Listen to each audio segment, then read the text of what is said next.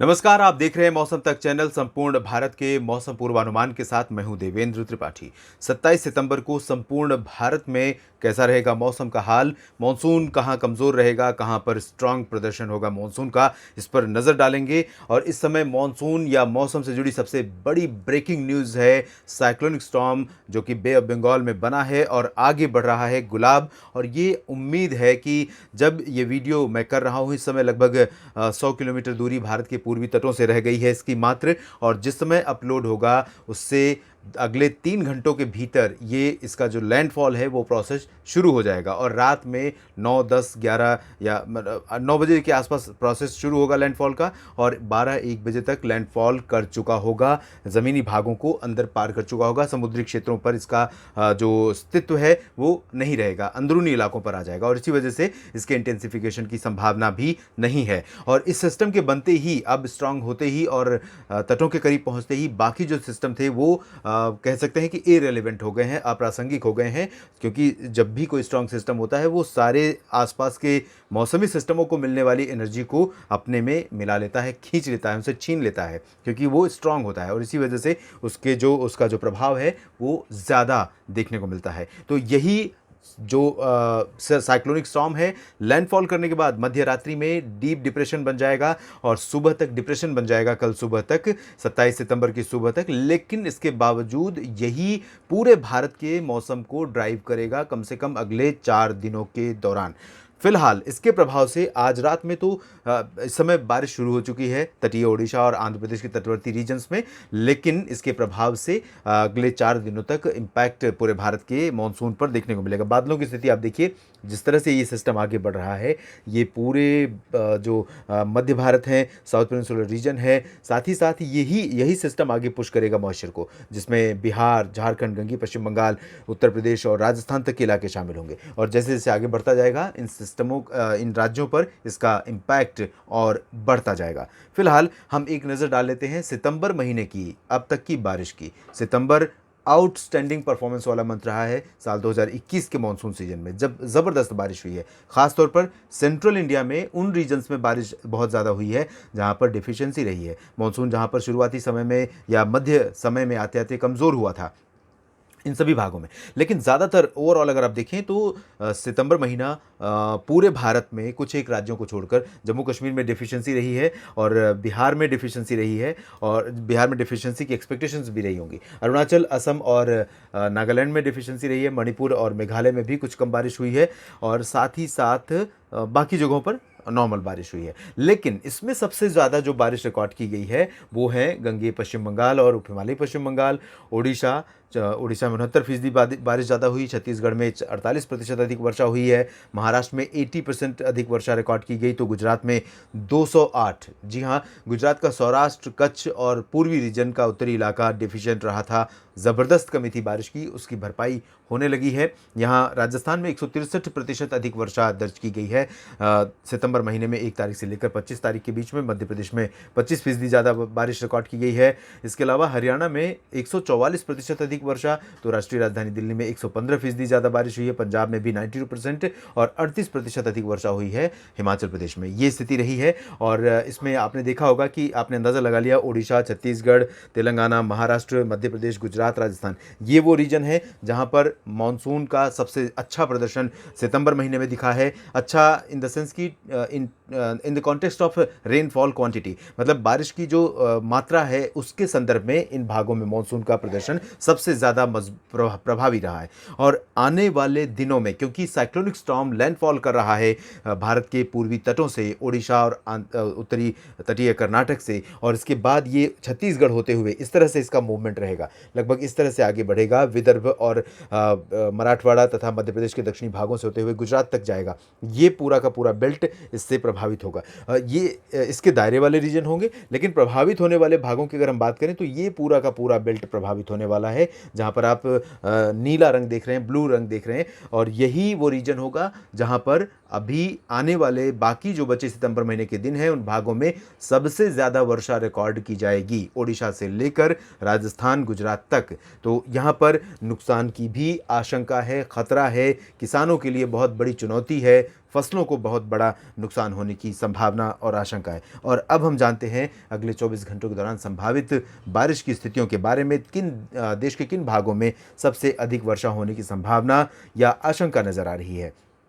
शुरुआत हम region wise ना करके उन भागों की तरफ से करते हैं जहां पर साइक्लोनिक स्टॉर्म लैंडफॉल कर रहा है। आज मध्य रात्रि से ही, शाम के समय से ही बारिश की जो गतिविधियां हैं, विशाखापत्तनम से लेकर जांजगीर चांपा, कटक, भद्रक, केंद्रपाड़ा, बालासोर, इन सभी भागों तक बढ़ जाएगा। बहुत ज़बरदस्त बारिश आज शाम और रात में देखने को मिलेगी। लेकिन और शाम रात से ही छत्तीसगढ़ के दक्षिणी भागों और तेलंगाना के भी तमाम इलाकों में बारिश का ज़बरदस्त प्रदर्शन शुरू हो जाएगा। और अगले 24 घंटों के दौरान सबसे अधिक वर्षा छत्तीसगढ़ के दक्षिणी हिस्सों में और तेलंगाना के तमाम इलाकों में, महाराष्ट्र के विदर्भ और मराठवाड़ा में, इन सभी क्षेत्रों में मूसलाधार वर्षा होने की संभावना है। ये वो रीजन होगा अगले 24 घंटों के दौरान जहां पर ट्रिपल डिजिट में रेनफॉल रिकॉर्ड की जा सकती है।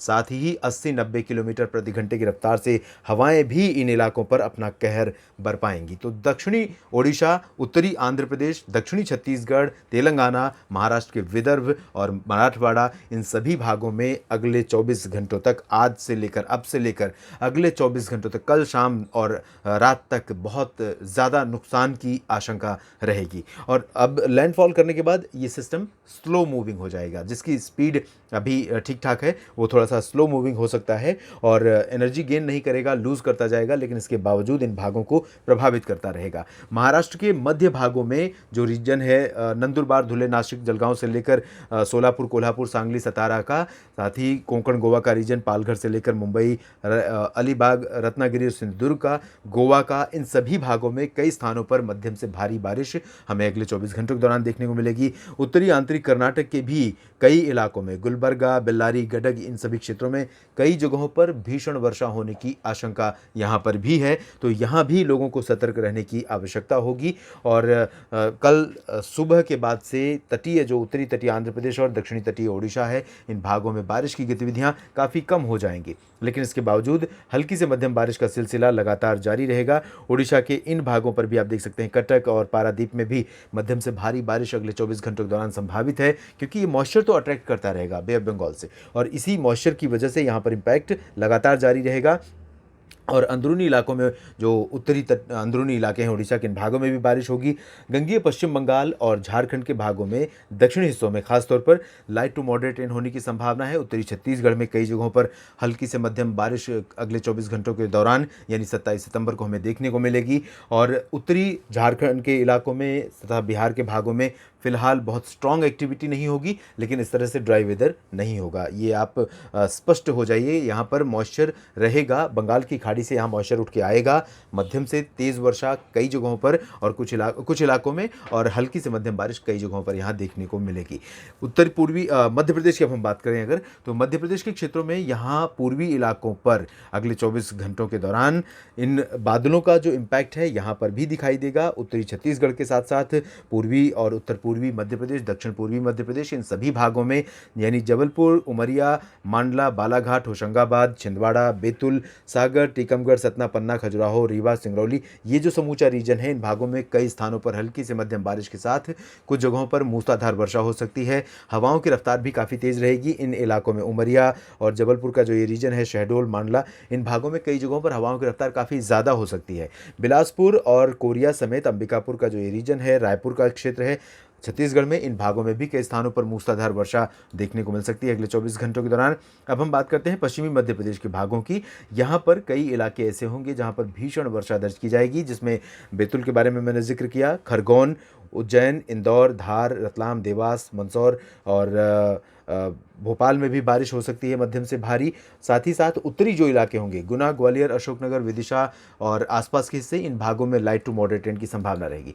अब हम बात करते हैं गुजरात की, जहां पर अब इसका इम्पैक्ट शुरू हो रहा है और 30 सितंबर तक जारी रहेगा। पूर्वी गुजरात के क्षेत्रों में, यहाँ सूरत, वलसाड़, नवसारी से लेकर जो उत्तरी क्षेत्र हैं, साबरकांठा, बनासकांठा, मेहसाना, पाटन, इन सभी भागों में, और अहमदाबाद, वडोदरा, गांधीनगर, आणंद, तमाम जगहों पर हल्की से मध्यम बारिश के साथ कुछ इलाकों में भारी वर्षा होगी। और धीरे धीरे 27 के बाद आप देखेंगे बारिश की इंटेंसिटी यहाँ पर और बढ़ जाएगी, 29 को और बढ़ सकती है और 30 तक ये सिलसिला यहाँ पर इसी तरह से जारी रहेगा। तो गुजरात के लगभग 80-90% एरिया में, भूभाग में बारिश होने की संभावना अब कल से शुरू हो रही है। अगले अगले 3-4 दिनों तक गुजरात के भागों में बारिश होगी। सौराष्ट्र के क्षेत्रों में, साथ ही दादरा नगर हवेली, दमन दीव जो केंद्र शासित क्षेत्र हैं, इन भागों के साथ साथ सोमनाथ, वेरावल, राजकोट, जामनगर, ओखा, सुरेंद्रनगर, नलिया, भुज और पोरबंदर, द्वारका, इन सभी भागों में वर्षा की गतिविधियां बहुत स्ट्रांग शुरू हो जाएंगी कल से। उसके बाद 28 सितंबर को और अधिक बारिश यहां पर हो सकती है।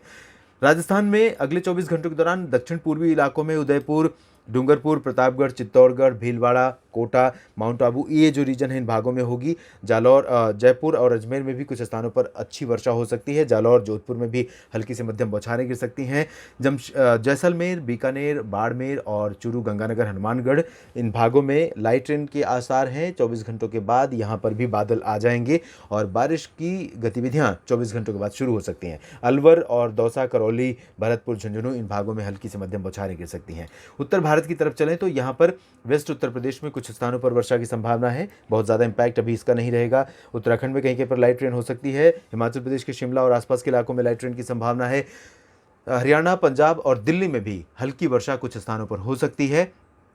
24 घंटों के बाद यहाँ पर भी इस साइक्लोनिक स्टॉर्म का कुछ इम्पैक्ट ज़रूर पहुँचेगा। 24 घंटों के बाद यानी 28 सितंबर को, और 28 सितंबर, 29 सितंबर को, 30 सितंबर तक इन मैदानी इलाकों में और पर्वतीय उत्तर भारत के इलाकों में कुछ स्थानों पर लाइट टू मॉडरेट रेन का स्पेल लौट सकता है। मानसून सीजन का एंड होने से पहले अभी एक स्पेल उत्तर भारत के भागों में आने वाला है, इंतज़ार कीजिए। इसके अलावा पर बहुत ज़्यादा बारिश नहीं होगी, बहुत ज़्यादा सस्टेनिंग स्पेल नहीं रहेगा, बहुत स्ट्रॉन्ग स्पेल नहीं रहेगा।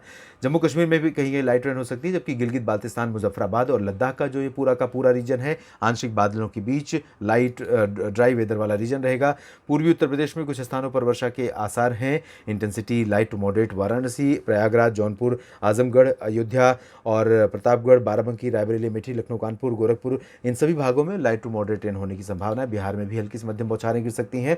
पटना, दरभंगा, भागलपुर, किशनगंज, अररिया, पूर्णिया, सुपौल, सीतामढ़ी, मधुबनी, चंपारण, गया, नवादा, इन सभी भागों में हल्की से मध्यम बौछारें गिरने के आसार हैं। सिक्किम में भी हल्की से मध्यम वर्षा हो सकती है। पूर्वोत्तर भारत के क्षेत्रों में इंटेंसिटी बहुत ज़्यादा नहीं रहेगी, लेकिन हल्की से मध्यम वर्षा पूरे रीजन में संभावित है। असम, अरुणाचल, मेघालय, नागालैंड, मेघालय और मणिपुर, मिजोरम, त्रिपुरा का ये जो पूरा रीजन है, इन भागों में हल्की से मध्यम वर्षा के साथ कहीं कहीं पर भारी बौछारें गिर सकती हैं, लेकिन भारी वर्षा की संभावना बहुत ज़्यादा नहीं है। मेन हेडलाइन या मेन हाईलाइट वेदर का अगले 24 घंटों के लिए साइक्लोनिक स्टॉर्म गुलाब ही रहेगा और इसी के ट्रैक के आसपास सबसे ज़्यादा वर्षा दर्ज की जा सकती है।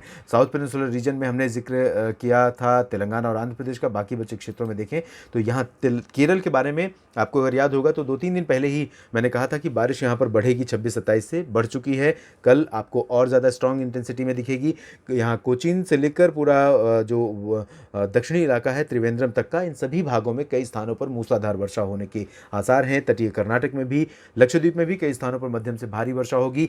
दक्षिणी आंतरिक कर्नाटक, रायलसीमा, तमिलनाडु, पुदुचेरी, इन भागों में भी लाइट टू मॉडरेट रेन होने के आसार नजर आ रहे हैं। बादलों की गर्जना और थंडरस्टॉर्म लाइटनिंग के साथ यहाँ पर बारिश हो सकती है। अंडमान और निकोबार द्वीप समूह में भी हल्की से मध्यम बौछारें गिर सकती हैं। भारी वर्षा की भी संभावना कुछ इलाकों में, खासतौर पर उत्तरी क्षेत्रों में नजर आ रही है। देश भर के मौसम पूर्वानुमान के नेशनल वेदर बुलेटिन में भी इतना ही।